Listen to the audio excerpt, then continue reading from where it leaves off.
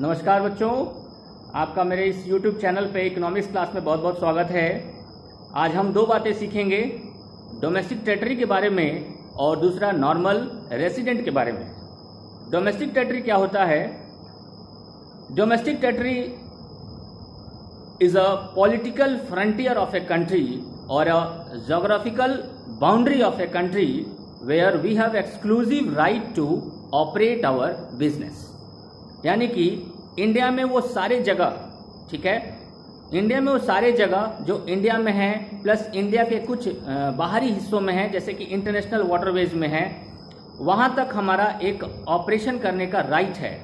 जैसे कि international water में 12 नॉटिकल माइल्स तक इंटरनेशनल वाटरवेज में हो जाए या फिर आपका एयरवेज में हो जाए, वहाँ तक हमारा ऑपरेशन करने का हमें राइट है।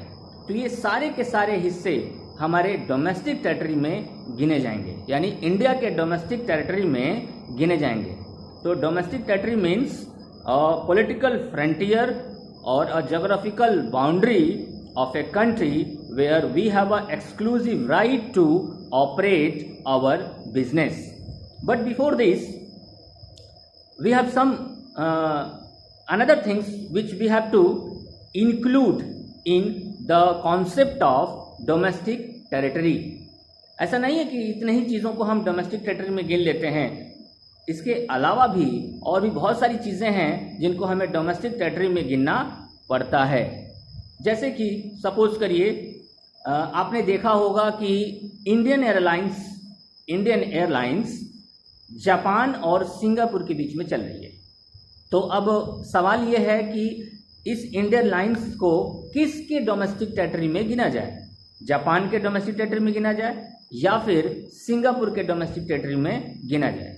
तो यहाँ पे आपको मैं बताऊं कि इंडियन एयरलाइंस इंडिया का हिस्सा है, इसलिए ये कहीं भी चले उससे हमें कोई मतलब नहीं है, ये हमेशा इंडिया के डोमेस्टिक टेरिटरी में गिना जाएगा। तो कुछ चीज़ें हैं जिनको हमें अपने डोमेस्टिक टेरिटरी में गिनना पड़ता है, उसमें से क्या क्या है मैं बता रहा हूँ आपको, उसको नोट कर लेंगे। सबसे पहला है ships aircraft which is operated by a normal resident of a country and which is operated between 2 और मोर countries will be counted in the domestic territory of India. यानी कि अभी मैंने आपको बताया कि जो शिप्स है या जो एयरक्राफ्ट है जो दो अलग अलग कंट्रीज के बीच में चल रहा है, उसको इंडिया का ही हिस्सा माना जाएगा, क्योंकि इंडियन एयरलाइंस इंडियन गवर्नमेंट का हिस्सा है। ठीक है, पहली बात। दूसरी बात, जैसे कि फिशिंग वेसल है, नेचुरल गैस रिग्स है, रिफाइनरी है, इसको भी ऑपरेट करने वाला अगर इंडिया का नॉर्मल रेसिडेंट है यानी गवर्नमेंट ऑफ इंडिया है, तो ये भी आपके इंडिया के डोमेस्टिक टेरिटरी में गिना जाएगा। यानी कि सपोज करो कोई मछुआरा है और वो इंटरनेशनल वाटरवेज में 12 नॉटिकल माइल्स के अंदर में, जहां तक हमें ऑपरेट करने का अधिकार है, वहां पे अगर वो मछली पकड़ रहा है तो वो इंडिया के डोमेस्टिक टेरिटरी में ही हमेशा गिना जाएगा। तीसरी बात, embassies, consulates and military establishments located abroad. अगर आपके कंट्री का कोई एम्बेसी है, कोई कॉन्सुलेट्स है, मिलिट्री स्टैब्लिशमेंट्स है और वो किसी बाहरी कंट्री में जाकर के लोकेट हुआ है, तो वो इंडिया का ही हिस्सा है। जैसे सपोज करो कि इंडियन एम्बेसी पाकिस्तान में है, तो पाकिस्तान में जो इंडियन एम्बेसी है वो हमेशा इंडिया का डोमेस्टिक टेरिटरी गिना जाएगा, न कि पाकिस्तान का डोमेस्टिक टेरिटरी गिना जाएगा। वैसे ही सपोज करो कि Japanese embassy which are located in our country will not be counted in the domestic territory of India, it will always and always counted in the domestic territory of Japan. ठीक है, ये तीन बातें जो आपको बहुत मुख्य रूप से समझना होगा कि डोमेस्टिक टेरिटरी एक पॉलिटिकल फ्रंटियर है, एक जोग्राफिकल बाउंड्री है इंडिया के अंदर प्लस इंडिया के कुछ हिस्से जो बाहर हैं वहां तक, जहां पे हमें ऑपरेशन करने का यानी हमें बिजनेस करने का अधिकार है। इसके अलावा अगर कोई जहाज कोई एयरप्लेन नॉर्मल रेसिडेंट इंडिया का उसे ऑपरेट कर रहा है, भले ही किसी बाहरी कंट्री में ऑपरेट कर रहा है, वो इंडिया का हिस्सा है। और दूसरा, अगर कोई शिप्स है, फिशिंग वेसल्स है, नेचुरल गैस रिग्स है या फ्लोटिंग प्लेटफॉर्म है, इन सब को ऑपरेट करने वाला अगर इंडिया का नॉर्मल रेसिडेंट है तो वो हमेशा इंडिया के डोमेस्टिक टेरिटरी में ही गिना जाएगा। हमें इससे कोई मतलब नहीं है कि वो कहाँ चल रहा है और किस कंट्री में चल रहा है। तीसरा, अगर इंडिया का एम्बेसी, कॉन्सुलेट्स और मिलिट्री स्टैब्लिशमेंट्स बाहरी किसी कंट्री में लोकेट है तो हमेशा इंडिया के डोमेस्टिक टेरिटरी का हिस्सा है, न कि उस कंट्री का हिस्सा है जहां पे वो लोकेट हुआ है। कॉन्सुलेट्स का मतलब वो भवन जिसमें ऑफिशियल आपके डिप्लोमेटिक ऑफिशियल्स रहते हैं। मिलिट्री इस्टेब्लिशमेंट्स का मतलब कि उनके लिए जो मिलिट्री लगाई गई है उनकी सुरक्षा के लिए। और एम्बेसीज का मतलब कि जो हमारे राजदूत हैं, जो हमारे बाहरी कंट्रीज़ में हमारे कंट्री का इंटरेस्ट रखते हैं या अपने बचाव को ध्यान में रखते हैं, इनको हम एम्बेसीज कहते हैं। एम्बेसीज के थ्रू ही बाहरी कंट्रीज़ में हम अपने कंट्रीज़ का को बचा पाते हैं। तो इसलिए इन 3 चीज़ों को भी हम डोमेस्टिक टेरिटरी में गिनते हैं।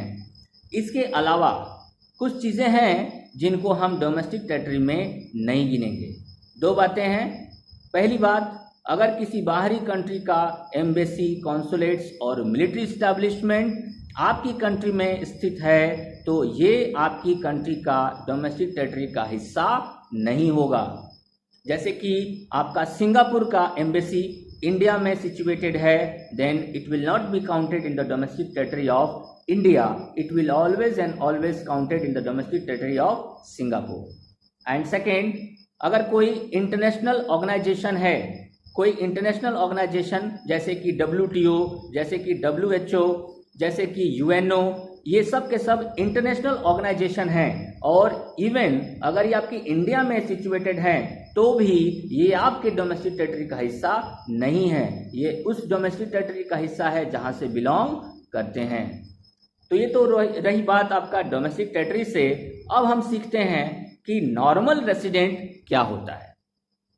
बहुत ही इंपॉर्टेंट टॉपिक है, इसको जानना सबके लिए जरूरी है, सबके लिए।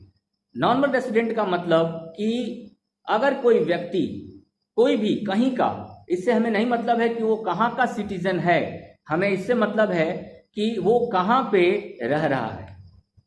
Resident, normal resident means if ए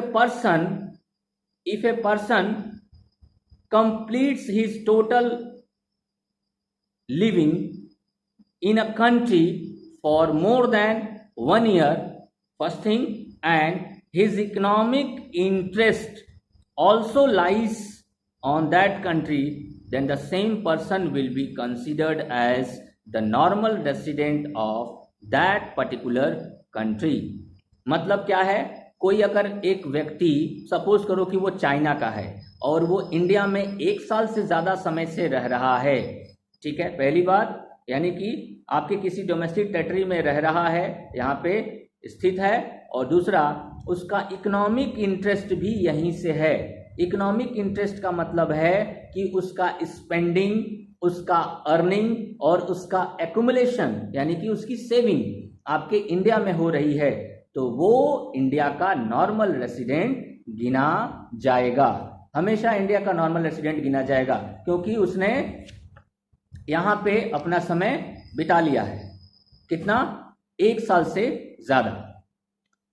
फिर से, normal resident means a person who completes his total resides of 1 year and his economic interest also lies in that particular country. Economic interest means his earning, his spending and his accumulation also lies in our country. Then he will be considered as the normal resident of our country. अब कुछ चीजें हैं जिनको हम normal resident में नहीं गिनेंगे। जैसे कि पहला चीज, कोई टूरिस्ट है और वो इंडिया में घूमने के वास्ते आया है, विजिटिंग करने के वास्ते आया है, कोई मेडिकल करने के वास्ते आया है, कोई खेलने के वास्ते आया है और कोई अम्यूजमेंट करने के वास्ते आया है, तो उसे हम नॉर्मल रेसिडेंट में नहीं गिनेंगे। दूसरा, कोई फॉरेन स्टाफ है, डिप्लोमेट है, ऑफिशियल मेंबर है और आपके इंडिया में रह रहा है तो उसे भी हम नॉर्मल रेसिडेंट ऑफ इंडिया में नहीं गिनेंगे। तीसरा, कोई इंटरनेशनल ऑर्गेनाइजेशन है जैसे कि यूएनओ, यूएचओ, डब्ल्यूटीओ, इन सब को हम नॉर्मल रेसिडेंट में नहीं गिनेंगे बशर्ते कि उसने 1 साल का समय हमारे यहाँ न बिता लिया हो। अगर वो 1 साल का समय हमारे यहाँ बिता लेता है तो वो हमारे यहाँ का नॉर्मल रेसिडेंट गिना जाएगा, अदरवाइज वो हमारे यहाँ का नॉर्मल रेसिडेंट नहीं होगा। कोई भी मेंबर जो इन इंटरनेशनल ऑर्गेनाइजेशंस में काम करते हों, जैसे कि जो डब्ल्यूटीओ में, डब्ल्यूएचओ में लोग काम करते हों, ठीक है, वो बाहरी कंट्री के हों, वो भी इसमें नहीं गिने जाएंगे। इसके अलावा क्रू मेंबर्स यानी कि जो जहाज़ में सफ़र करते हैं और एक जगह से दूसरे जगह जाते रहते हैं, जो कमर्शियल ट्रैवलर हैं, जो मज़दूर हैं, वो सिर्फ इसलिए गए हैं ताकि वो अपना कमर्शियलाइजेशन कर सकें, और जो सीजनल वर्कर हैं जो सिर्फ सीज़न में सिर्फ एक जगह से दूसरे जगह ट्रैवल करते हैं ताकि वो अपना जीविकोपार्जन कर सकें, तो ऐसे लोगों को हम नॉर्मल रेसिडेंट में नहीं गिनेंगे।